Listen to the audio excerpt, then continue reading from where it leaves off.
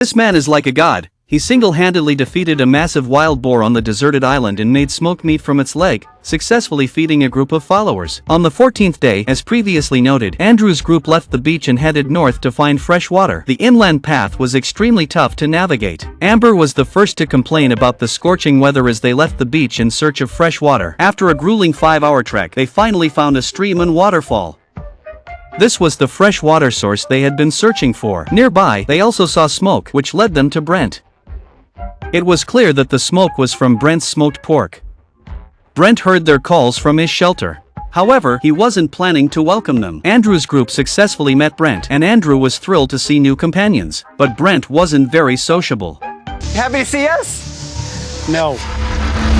Brent's responses were somewhat awkward, but Andrew's thick skin and cheerful demeanor lightened the mood. Brent displayed his smoked pork and invited them into his shelter. Andrew, enticed by the pork, was eager to stay. Brent told them his teammates had left and he planned to search for them once the pork was ready. Seeing Brent's abundance of pork, Andrew immediately tried to join forces with him.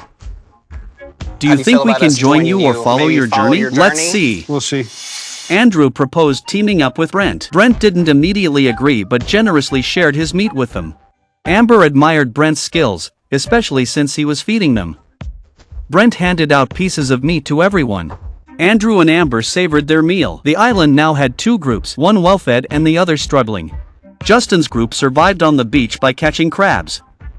These small crabs were their main food source. Although they were on the beach, they couldn't fish, making resources scarce for them. They planned to have a good meal today and leave tomorrow, but on this deadly beach, their best meal was small crabs and snails. Today was destined to be another day of hunger. The food they collected in hours wasn't enough. They made paddles from plastic barrels. This made it easier to row their boat daily. Meanwhile, Andrew's group spent the night in Brent's shelter. At times, life here felt quite pleasant. But ever since Kara and Nain joined Justin's group, they hadn't had a proper meal. They were constantly hungry, highlighting the need for a capable teammate. Justin felt very weak and feverish in the middle of the night. She had a slight fever and hoped tomorrow's translation would go well. By the 15th day, Justin's condition remained unchanged. As the last girl in the group, would all three have to quit due to health issues before the translation? The doctor checked on Justin and, noticing her high temperature, advised her to lie in the water to cool down. Justin's body was in a state of depletion and couldn't regulate its temperature. The doctor warned that if her temperature didn't drop, she'd need hospitalization. But Justin preferred death over quitting. After hours of shivering in the water with Kara, her temperature stabilized and the doctor advised her to stay hydrated. Justin rejoined the team to continue the challenge. However, she was still very weak and needed some rest. As they planned their next move, Nain was relieved to see Justin back on her feet. After all, having one more person to help made things easier. The hardest part was for Kara. Originally, 2 men took care of her, and she could enjoy being pampered daily. But after joining Justin's group, she was constantly hungry and had to look after 2 men, which was harder than nannying. Andrew's group had already started exploring the area around Brent's shelter. Terry thought everything was great here, except for the lack of firewood. Collecting firewood was a tough job. Brent checked the roast pork and saw the leg meat was still too juicy to be fully cooked. Brent decided to slice the leg meat thinly for roasting. The leg meat had to be processed quickly or it would spoil easily. This delayed Brent's relocation plan by another day. After Justin had rested well, they were ready to move. They had many essential items to carry, like the magnifying glass for starting fires and the carbon cloth for filtering water. Everyone took a share and started moving. Despite being on a deserted island beach, yet struggled to find food and were constantly hungry. They were on the west side of the island, planning to head north along the coast, aiming to reach the northernmost evacuation point and wait for rescue on the 21st day. Unsure of the journey's duration, they prepared everything. However, Brent's group didn't know Nain's group had left. They were preoccupied with roasting meat at their shelter. They set the boar leg on an iron rack to roast, which helped it dry out. Despite having lots of meat, only Brent decided how it was shared. They couldn't just eat the meat whenever they wanted. Brent controlled it to keep his 3 followers in line. Since Andrew got here, he hadn't had a moment's rest. Unlike the easy days on the beach with grilled fish and drinks, they now had to depend on Brent.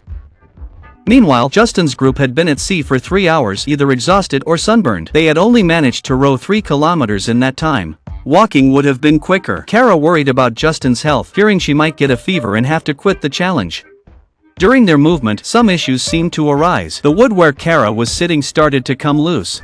They had to dock quickly. Nane's legs were used like a motor, which was exhausting for him, but Nane was strong, so he managed to hold on. When they finally docked, Kara noticed that the area was all lava rock.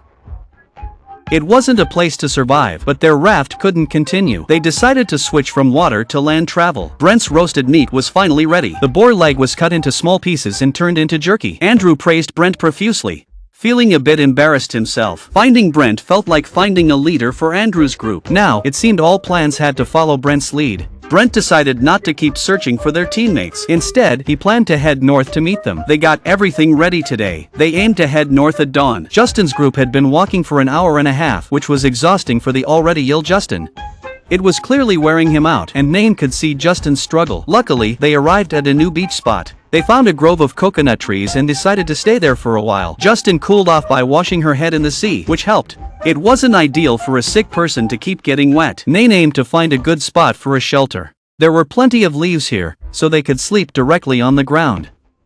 Justin was feeling very uncomfortable. Nane and Kara set out to gather fire-starting materials but found the inland paths too challenging, so they headed back to the beach to search instead. Without a fire tonight, the cold could be fatal for Justin. Luckily, Zil had made some char cloth earlier. Char cloth ignites easily, making it perfect for starting fires. Kara used it to try and start a fire before sunset. Using a magnifying glass to focus the sunlight, Kara successfully started a fire. With Justin still running a fever, the fire was essential. Her lens method worked perfectly. Soon, smoke began to rise. As the char cloth ignited, a gentle blow got the fire going. They then carried the fire starter back to the shelter. They got the fire going in the shelter, but Justin remained feverish and might have to leave the challenge due to his illness. If that happens, Nane and Kara would be really unlucky, as they seem to face misfortune wherever they go. Kara gave Justin all her care, sleeping next to him to keep him warm. Suddenly, Justin turned red and dashed to the side to vomit, nearly making me lose my dinner from the night before. By the 16th day, Andrew's group began packing early in the morning, planning to relocate that day. Surprisingly, they discovered gasoline at the site, possibly left by the show's crew. Once ready, they set off. This time, they decided to head north on the deserted island, hoping to reach the evacuation point by day 21, despite the tough inland path. Let's hope they encounter no issues. Over in Nane's group, Justin lay exhausted early in the morning. They called the doctor again to check on him. Justin woke up drenched in sweat, and the doctor asked him some basic questions. After a day of trying to recover, Justin's condition remained the same. The doctor recommended he leave the challenge and visit a hospital for a checkup. Although Justin didn't want to quit, the doctor forced him to withdraw. Kara felt heartbroken because of this. Despite all her care and the rewards, they still lost a teammate. When Zil was there, they had to eat dog food. Now Nane had to eat dog food. The show then revealed Justin's condition, a parasitic infection in his colon. This happened because he drank untreated water. Kara was upset but still determined to finish the challenge.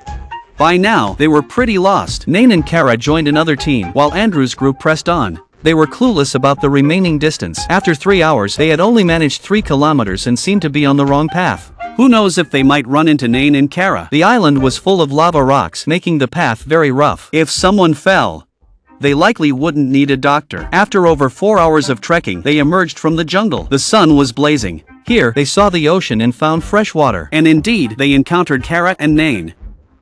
I knew it. The show must have planned for them to take the wrong path. Surviving alone is too hard. They need to meet and help each other to make it. The two who were once hopeless now found new hope. Amber finally had a female friend. She's been eating so many sausages lately that she's tired of them. Anyway, Kara cries whenever she sees someone, just to highlight her misery. Brent gave Kara some pork, ending her constant hunger. Kara felt like she was on cloud 9 eating the roasted meat. After over 10 days of hunger, she had to depend on her teammates. Kara filled them in on the situation. Brent and Tarek got ready to scout the area, stepping up as the group's leaders. What dangers will they encounter next? Stay tuned for the next video update.